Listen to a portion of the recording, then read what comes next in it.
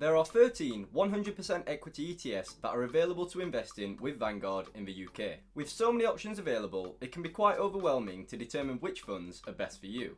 The funds vary in location, size, fees, dividend yield, and even risk factors. In this video, we're going to give a summary of all 13 equity ETFs that are available to invest in on Vanguard's UK platform. Make sure to stick around to the end of the video where we give a complete overview of all of the equity ETFs that are available. Also, make sure to subscribe to the channel and follow us on Instagram at iQinvesting UK for more stock market and Vanguard related content every week. With that out of the way, let's first get into some key information that you need to know about investing in ETFs with Vanguard.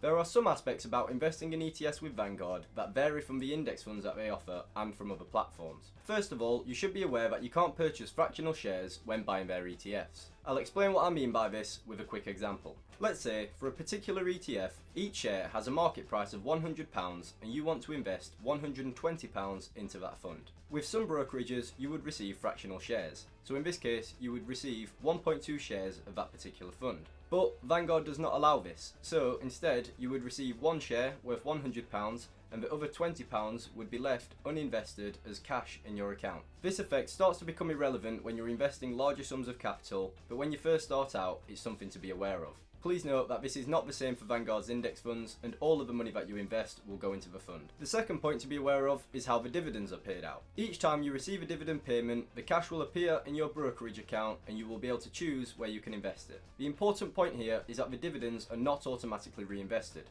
You have to do it manually yourself. This, combined with the fact that you can't buy fractional shares, means that you will sometimes receive a dividend payment and you will not be able to buy another whole share with that payment. Again, this isn't the case for Vanguard's index funds, as the dividends are automatically reinvested. This is also irrelevant when you have a large amount invested, because the dividend payments should be enough to at least buy you another whole share of the ETF. Before we get into summarising all of the ETFs, we'll first look over how the funds will be compared. It's worth mentioning that all of the ETFs on this list are passively managed, which isn't a bad thing. We will give some information about what the ETFs invest in, including the size of the companies and their geographical locations. For each fund, we will state the number of stocks that it holds, the ongoing charge, the dividend yield, and the risk factor. Funds with a high number of stocks are preferable, as they have more diversification, which means less dispersion and more reliable results. Funds with the lowest ongoing charges are also great, as you end up with more of the returns in your own pocket. This time, we're not going to rank the dividend yield as it is a matter of preference. A high dividend yield isn't necessarily a good thing or a bad thing. Also, we won't rank the risk factor, as neither low risk or high risk are necessarily better. Similarly to the Vanguard's index funds video, we'll use some colours to denote these ranks, with green being good, orange being average, and red being poor. Please note that these ratings are only relative to the funds that are on this list. For example, the highest ongoing charge on the list is 0.29%, so it will be coloured red. However, when compared to other platforms, this fee is actually quite low, so it shouldn't put you off entirely. And with all of that out of the way, let's get straight into the ETF summary. First up on our list is the FTSE Developed Europe excluding UK ETF, with the ticker symbol VERX. This fund invests in large and medium-sized companies from developed countries in Europe excluding the UK. The largest market allocations go to France, Switzerland and Germany, with the largest market sectors being industrials, healthcare and financials. The fund holds 475 stocks, has an ongoing charge of 0.1%, a dividend yield of 1.91% and a risk factor of 6. This fund is often paired with a UK-based ETF to gain access to the entire European markets. Instead of that, you could invest in the second fund, which is the FTSE Developed Europe ETF, which has the ticker symbol VEUR. The fund also invests in large and medium-sized companies from developed countries in Europe, but this time including the UK. The largest market allocation goes to the UK, followed again by France, Switzerland and Germany. The market sector allocations are also similar, with healthcare, industrials and financials leading the way. The fund holds 598 stocks, has an ongoing charge of 0.1%, a dividend yield of 2.3% and a risk factor of 6. In general, this is the go-to ETF for access to the European markets. Finally, onto the last ETF in this category, which is the Germany All Cap ETF, with the ticker symbol VGER. The fund invests in large, medium and small-sized companies that are located in Germany. The top market sectors include consumer discretionary, technology and industrials. The fund holds 153 stocks, has an ongoing charge of 0.1%, a currently unknown dividend yield and a risk factor of 6. If you're hoping to have specific access to the German markets, then this is the ETF for you.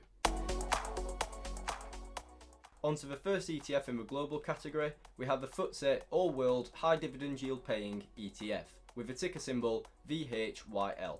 The fund invests in large and medium-sized companies from both developed and emerging markets that pay a high dividend yield. The fund has a large tilt towards the US markets as they make up the most of the global market share.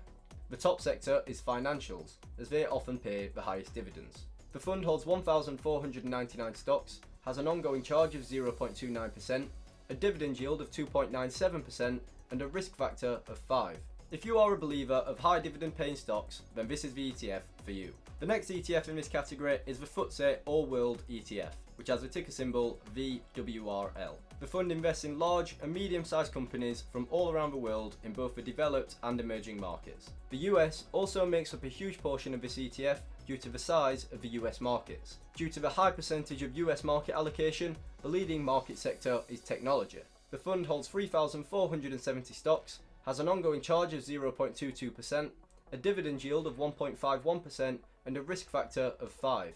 This ETF gives you access to a large number of stocks from all around the world, all in one fund. The final ETF in this category is the FTSE Developed World ETF, with the ticker symbol VEVE. This ETF invests in large and medium-sized companies from developed markets around the world. This fund also has a large portion invested in the US markets. This also results in technology being the leading market sector of the fund. The fund holds 2,194 stocks, has an ongoing charge of 0.12%, a dividend yield of 1.54%, and a risk factor of 5. This developed markets ETF is often combined with an emerging markets ETF to complete a globally diversified portfolio.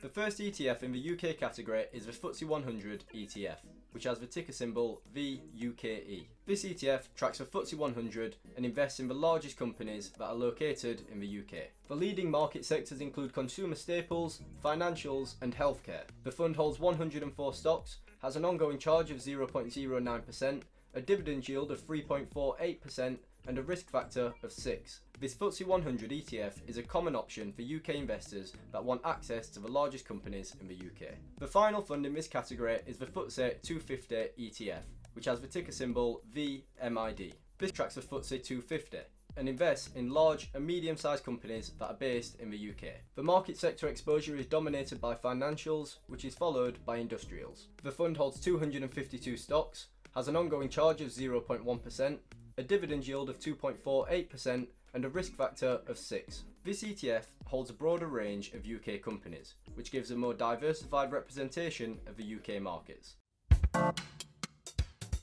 The first fund in this category is the FTSE Japan ETF, which has the ticker symbol VJPN. This fund invests in large and medium-sized companies that are based in Japan. The market sectors are led by industrials and consumer discretionary. The fund holds 514 stocks, has an ongoing charge of 0.15%, a dividend yield of 1.64%, and a risk factor of 6. If you want direct access to the majority of the Japanese markets, then this ETF is for you. The final fund in this category is the FTSE Developed Asia Pacific Excluding Japan ETF, with the ticker symbol VAPX.